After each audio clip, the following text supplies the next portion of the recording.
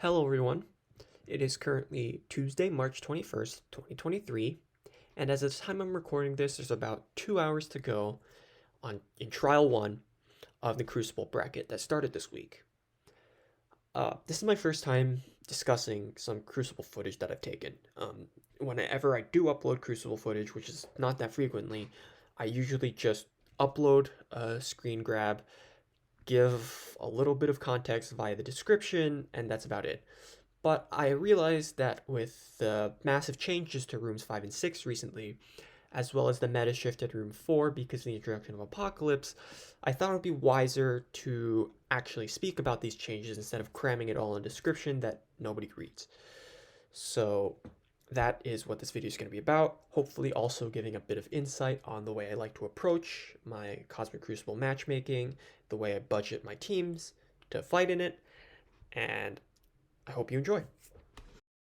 So the first room I'm going to be attacking into is going to be room 6. I've noticed my opponent here is running Old Wakanda, not War Dogs, which makes it an even easier fight than, the newer War Dogs. So I am using Darkhold. I've heard people say that it's not so consistent anymore, but it's worked 2 out of 2 times for me. So this trial 1 and last week's trial 3. So far, I've had good results. Granted, I am punching down a bit on these occasions, but I think for most people that will be the case, since Darkhold being an arena team last year and a horseman team where you're building for Apocalypse versus War Dogs, who are only just a Scourge team, I think generally most people are going to have their Darkhold higher than War Dogs on average. So I think it should work out if you're not too unlucky. I guess I do need to admit, though, I did get really lucky here in that Black Panther ult didn't crit, or Black Panther special, sorry, turn 1 didn't crit, so I could ult with Morgan without counterattacks, and then Scarlet Witch bled out, which means no rebound chains. But another thing I want to point out is I used Wong into Okoye because it gives Wong, it steals defense up and speed up off of Okoye onto Wong and flips those on Okoye, which allows me to kill her right away. Now, post-patch, I think it's important to kill Okoye before her turn 2, because, well, you're not going to be able to kill Black Panther or Black Panther 1 mil anymore because of the revive. So you have to eat the ult from Black Panther, you have to eat the special from Black Panther 1 mil. So ideally, you want Scarlet Witch to die so that Black Panther 1 mil doesn't rebound chain, and then you have your defense up so Black Panther doesn't kill anyone that bad. And then I get rid of Okoye because if you kill Okoye, she's not going to be able to ult on Wong. That ult does a ton of piercing damage and a turn meter rewind, which generally drops Wong under 30% health, has Agatha put on the stealth to override the taunt, and then the rest of your team is susceptible to attacks. So if I can get rid of Okoye, that no longer happens. Wong keeps the taunt, and the rebound chains lose potency. And since most teams, including my own, run Okoye as a skirmisher and everyone else as striker, if you kill Okoye really quickly, it also means no more vulnerable markings. And generally, especially if it's a punch down, the War Dogs, especially Black Panther, needs that vulnerable marking to have a chance to kill someone with the ISO bonus attack. If you kill Okoye and there's no more vulnerable markings for him to take advantage of, it also reduces the momentum that Black Panther can generate. So, for the most part, even though they're nerfed, my findings are that Darkhold are still functioning reasonably well against War Dogs. So, nice try, Scopely. Just give up already.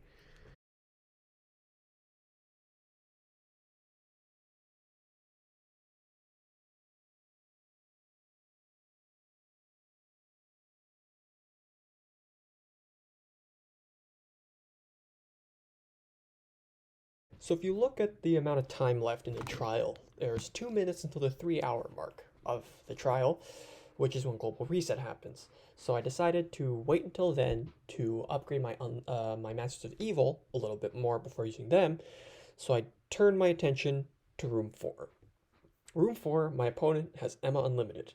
And of course, as we all know, Emma actively makes the team worse. If I had my own Unlimited on offense, I'd be super happy to see this because your rogue would hit mine.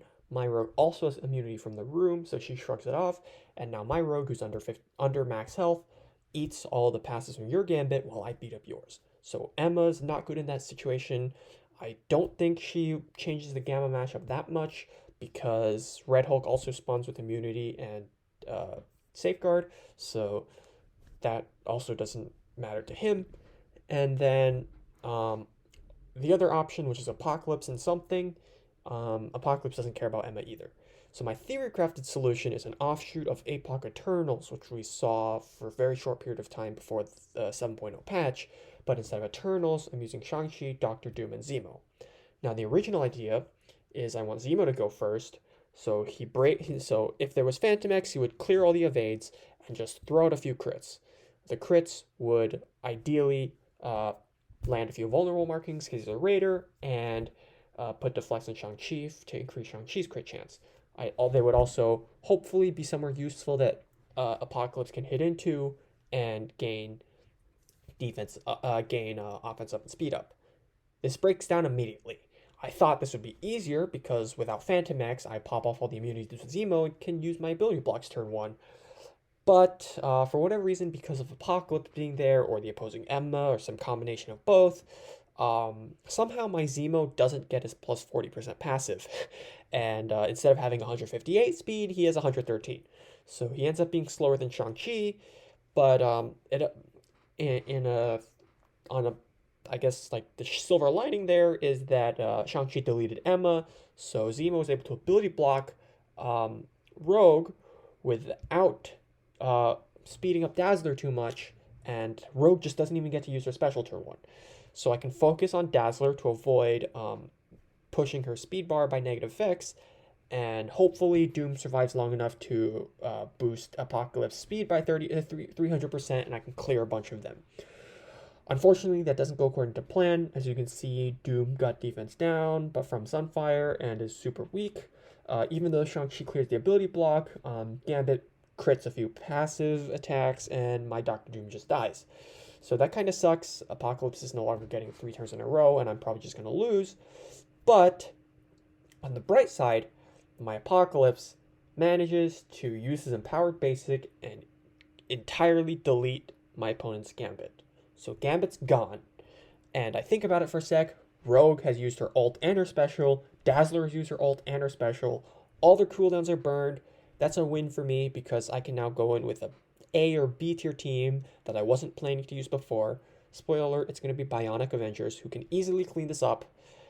And I may have used my Apocalypse and Doom, but I've broken down my opponent's unlimited team without using my own unlimited, without using Gamma. I think it was worth it.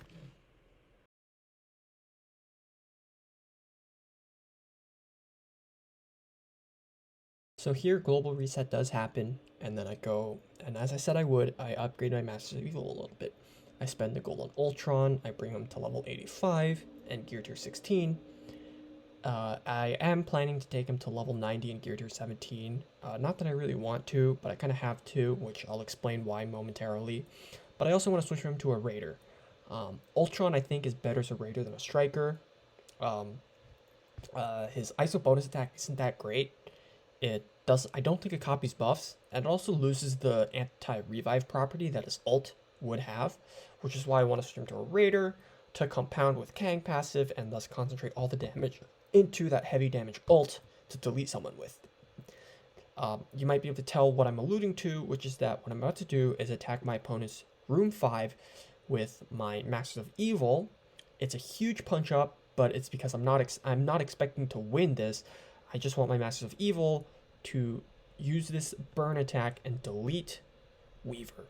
Use Kang or Ultron ults, which block revives, of course, to delete Weaver, making it an easy follow tap for something like Infinity Watch or Death Seed.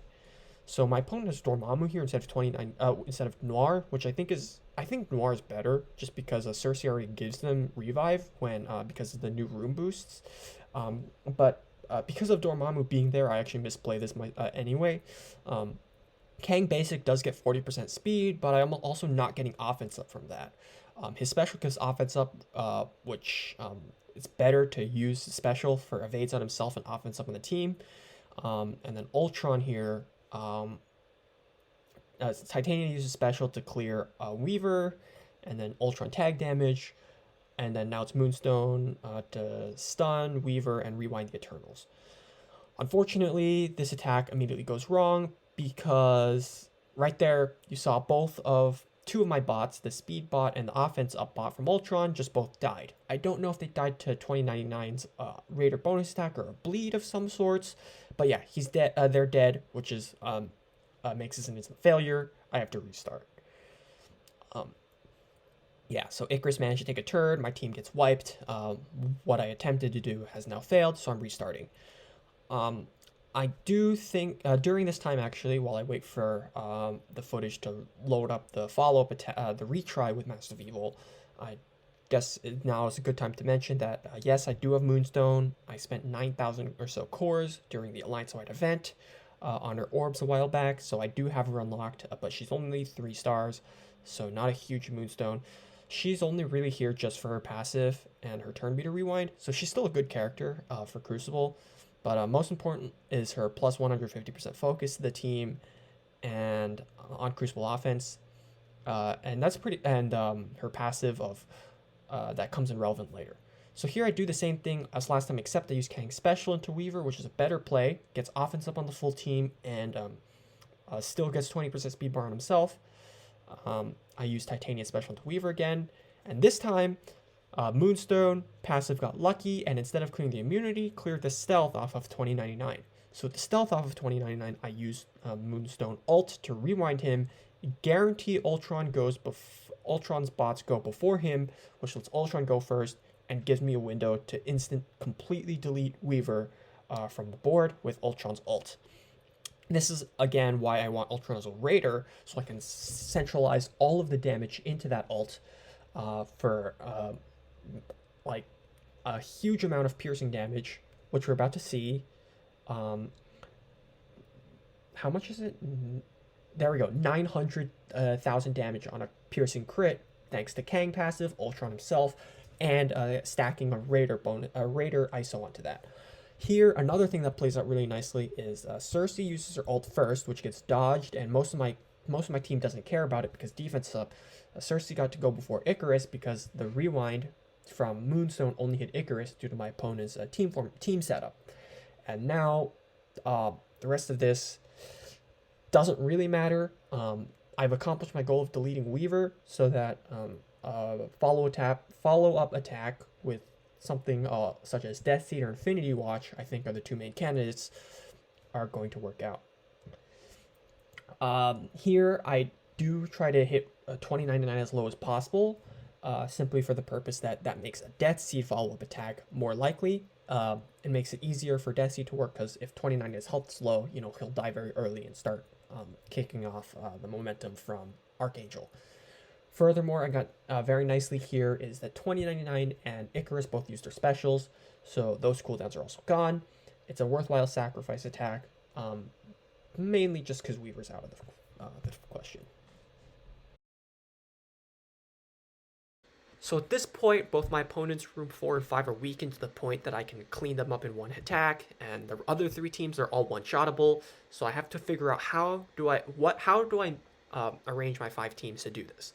Of the teams that remain, I have Death Seed, Weapon X, Dormammu. Dormammu can be split up from them, of course. Young Avengers, Infinity Watch, and then from the sidebar, I'm reminded of the existence of Hela. So Hela and Zombie Iron Man for Undying, and Hulkbuster, who represents Bionic Avengers, right? So I'm thinking about this, what goes where. Young Avengers, do I need to use Young Avengers and Dormammu against his Death Seed? Because right now here, the one I'm the least certain about is room 3. It's the one that's questioning my flexibility the most because I'm not sure if I'm going to be forced to use Infinity Watch or Death Seed there. And if so, that means I have to use the other one for 5 and I have to use Young Avenger Dormammu for 1. But if I can figure out something else for room 3, then I can do Death Seed for 5 and Infinity Watch for 1. So I'm thinking about this. I'm also, of course, not forgetting about Bionic Avengers, who cannot beat Rebirth from at least when I used them once in War and completely failed. I know Bionics don't beat Rebirth because most Bionic attacks aren't unblockable. So I thought about that, and at the end of that train of thought, my realization was, okay, in that case, I should clean up 4 what remains of his unlimited X-Men with my Bionic Avengers. I know Bionics can handle this because I've seen a mission with Rogue, Gambit, and Sunfire in it, which is mission 10 of the Archangel Death Scourge, right? And Bionics are used there. So I kept thinking about that, and my ultimate realization is Bionics, clean up 4, keeps all of my options open for 1, 3, and 5, and maybe allows me to think of something new for mission 3, or room 3.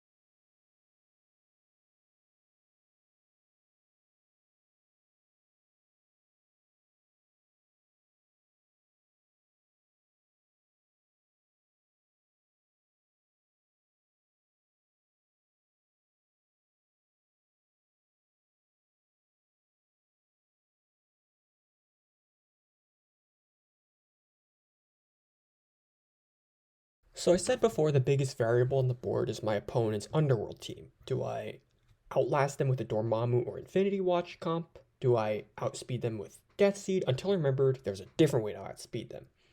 Someone is fast enough to ability block Taskmaster with the speed of 126. That is Silver Surfer. Who synergizes with Silver Surfer? Well, that would be the newly reworked New Warriors. They're Crucible viable. Cloak has 120 speed, same as Taskmaster, but Deathpool gives him speed bar, and Deathpool herself is speed 125, which is faster than than Taskmaster, which allows her to kill, who allows her to go first and perform a very helpful turn 1 kill that makes the New Warriors function even better. Doc Ock is here just as a plug, as a 5th member to plug in. I'm kind of fiddling with team composition here, but it turns out I am way overthinking this. I decide to put Dagger in between Deathpool and Cloak since I want them with the offense up, and I want Ock to give the speed up and deflects to Cloak and Surfer. But that turns out to matter literally not at all, because all that needs to happen is that the Kingpin bodyguard spawns with Death Proof, but Deathpool's ult clears the Death Proof, so she ults, eats that Death Proof, kills the kills the summon, gives energy to Dagger, and then Cloak ults into Taskmaster. I was hoping to clear the offense up, but it didn't matter. So Cloak ults, then Dagger ults, and they literally just all died. I way overthought this. As soon as I remember that New Warriors can handle this, turns out that that was the right realization and the right team to use.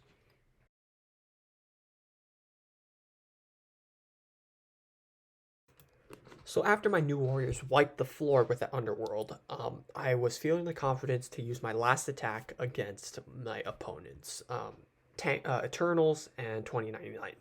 It's really not Tangled anymore since the Masters of Evil successfully got rid of Spider Weaver.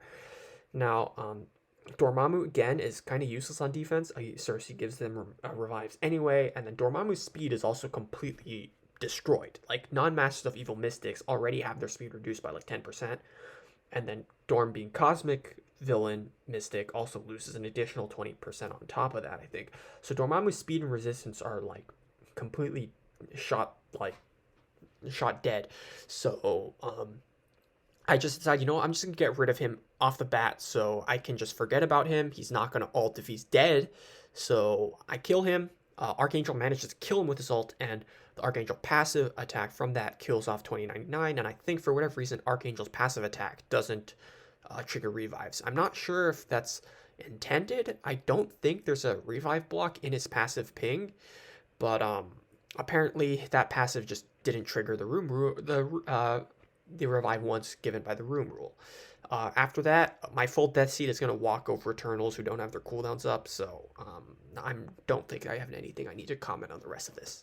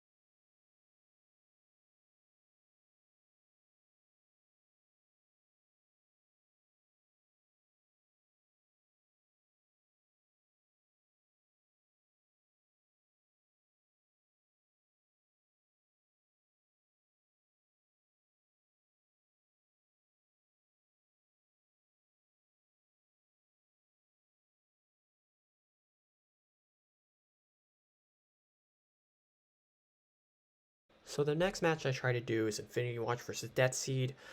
It's a pretty straightforward counter. It's quite efficient, and it makes sense to do with what I have left. So I really don't see much I need to discuss here. I think everyone should know this counter by now. It's a very straightforward, simple decision that I made.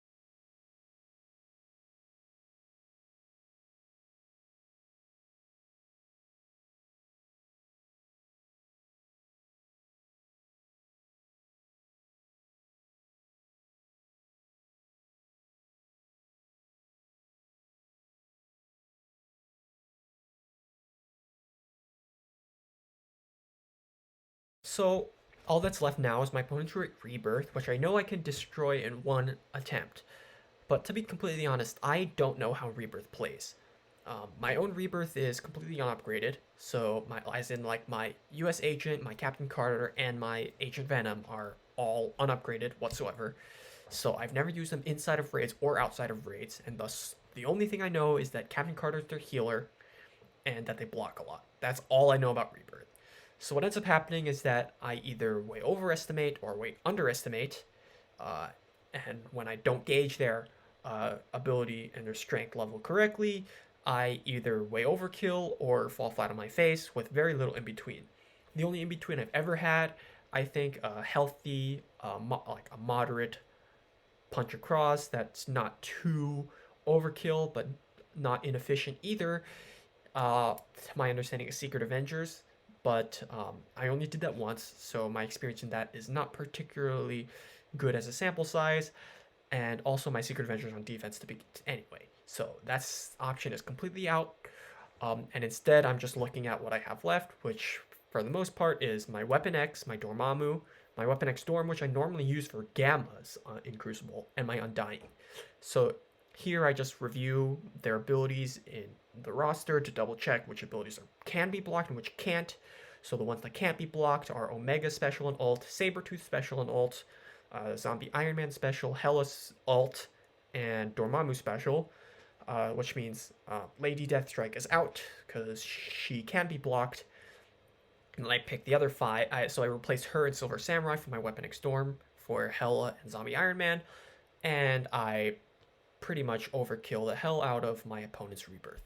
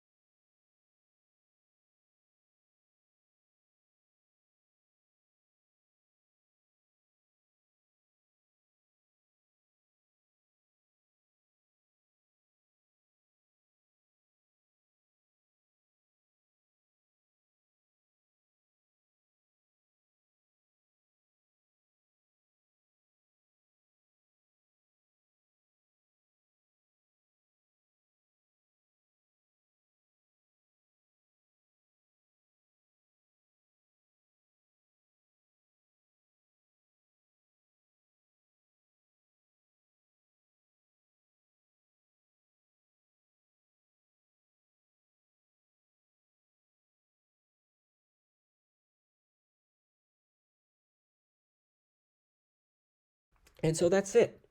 Thank you for watching. I hope that sharing my ideas, my Crucible thought process, and my innovations, if you can call them that, for the new rules for the season from last update are helpful or entertaining in some way. If they are, you can let me know by commenting or liking below. And since by the time I've managed to finish recording my comments, it's already past the end of Trial 1, I've attached my opponent's results at the end of the video. Thank you for watching.